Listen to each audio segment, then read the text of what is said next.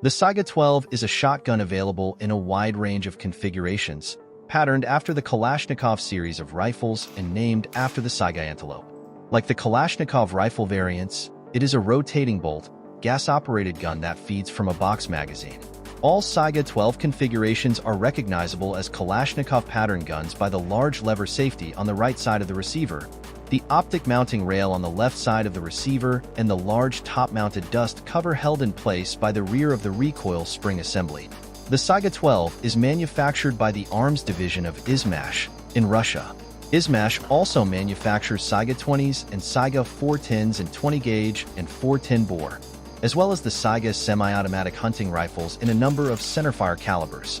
Russian armed forces use a combat shotgun variant called the KSK, Karabin Spetsialny Kalashnikov, Kalashnikov Special Carbine, with the 12-gauge size expressed in its metric equivalent of 18.5 mm. The Picatinny rail layout is similar to the civilian 030 version.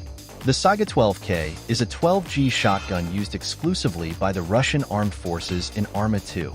Designed by General Mikhail Timofeyevich Kalashnikov and Ernest Vervier, chief engineer on the Saiga project,